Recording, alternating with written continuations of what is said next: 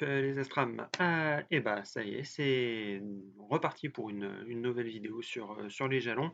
Alors, on va quitter un petit peu nos dernières constellations qu'on avait vues, Céphée, Cassiopée, pour maintenant s'intéresser à leur fille. Donc leur fille, j'ai nommé Andromède. Euh, alors, Andromède, faire un petit point de mythologie. Andromède, donc, comme je viens de vous l'expliquer, c'est la fille de Cassiopée et de Céphée.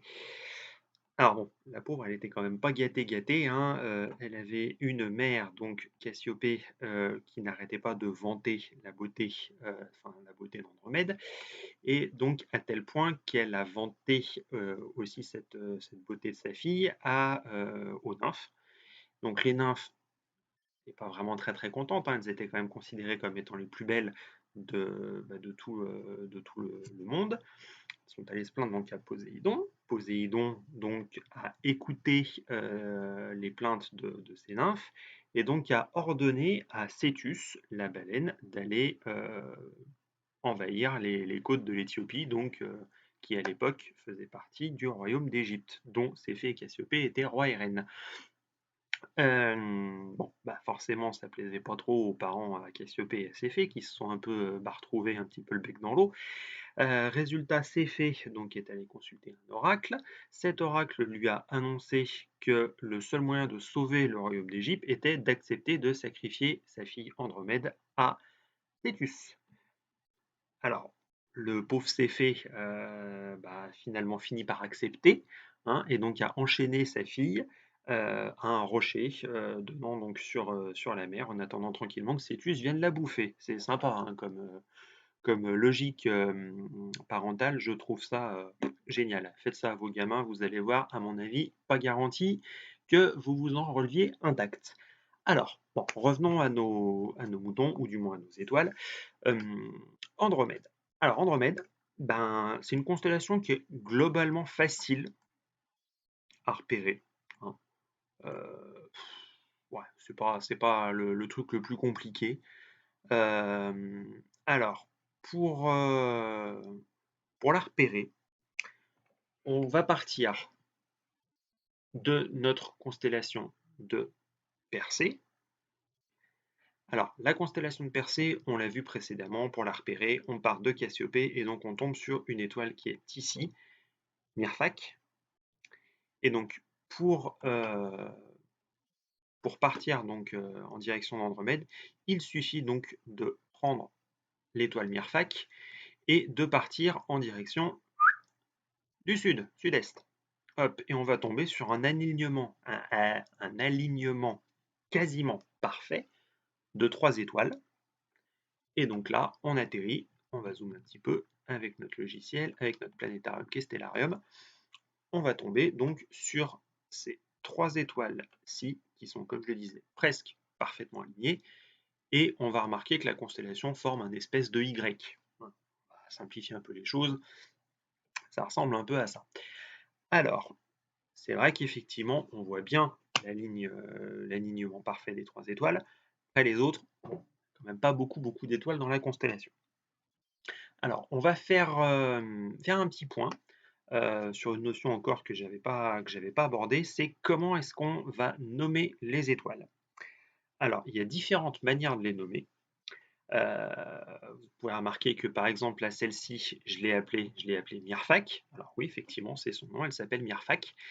Alors, certaines étoiles, notamment les plus brillantes, portent des noms qui leur sont propres. Ensuite, il y a eu plusieurs systèmes de dénomination. La dénomination maintenant la plus couramment utilisée, c'est celle de...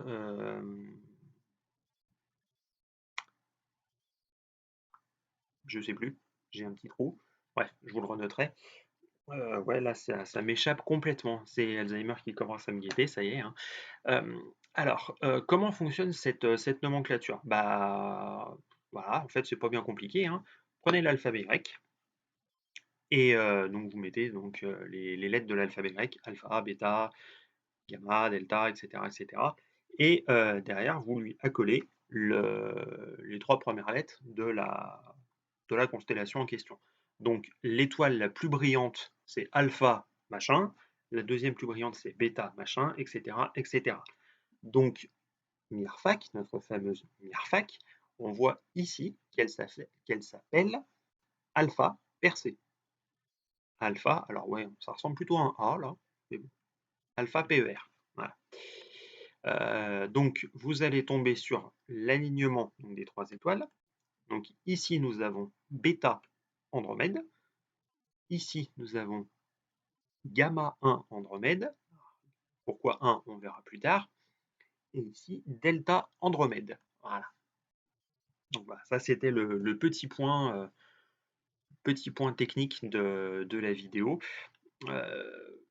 Ensuite, bah, voilà, pour ce qui est repérage d'Andromède, c'est à peu près tout. Il y a quand même une chose qui est assez particulière, c'est cette étoile-ci.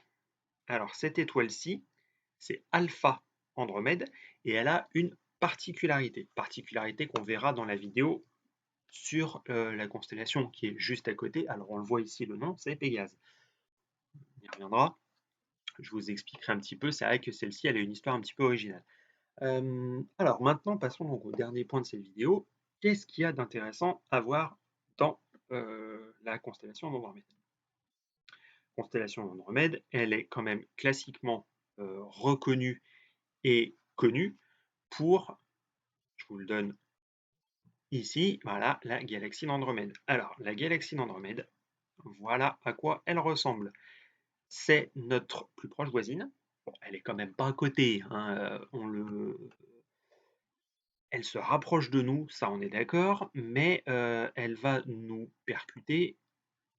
Bon, ça va pas être tout de suite, hein, il y aura plus d'êtres humains sur Terre, on sera plus là pour en parler, hein. Donc voilà, mais c'est vrai que c'est notre plus proche voisine, elle fait partie de ce qu'on appelle le groupe local, hein, avec d'autres constellations qu'on verra un petit peu plus tard dans d'autres constellations. Qu'est-ce que je raconte moi? Avec d'autres galaxies qu'on verra plus tard. Voilà, la nuit a été un peu courte, hein, donc bon, excusez-moi, ça peut arriver. Alors, donc la galaxie d'Andromède, elle est ici. Alors,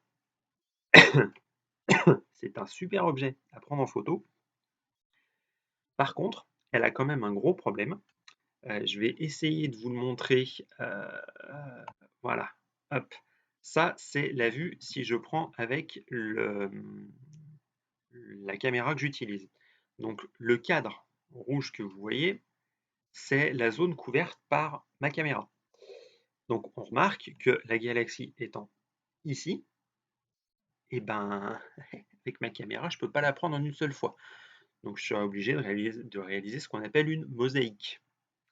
Alors bon, j'ai pas encore testé, j'avais fait des essais, et c'est vrai que j'en voyais un bout. C'est vrai que c'était sympa, c'était plutôt pas mal, hein. Donc voilà. Ensuite, qu'est-ce qu'on a d'autre d'intéressant? Bon, on a deux autres petites galaxies qui sont autour de M31, donc de la galaxie d'Andromède. On a M110 et M32 qui sont vraiment des galaxies qui sont satellites de la galaxie d'Andromède. Après, voilà, globalement, c'est vraiment les objets du ciel profond les plus connus de la constellation d'Andromède. Donc, voilà, c'est vrai que c'est quand même assez intéressant à voir et c'est quand même une cible, la galaxie d'Andromède et toute cette zone-là, c'est une cible qui est assez facile, qui plus est quand on débute, parce que si on bénéficie d'un ciel qui est relativement clément et noir, dépourvu de lampadaires à côté et de pollution lumineuse, la galaxie d'Andromède, on peut déjà, c'est l'un des rares objets du ciel profond qu'on peut distinguer à l'œil nu. J'entends bien distinguer, c'est-à-dire que vous allez voir comme si une espèce de tache un peu floue, hein. Vous avez l'impression qu'il y a un nuage qui passe à cet endroit-là, bah perdu, c'est pas un nuage, c'est la galaxie d'Andromède.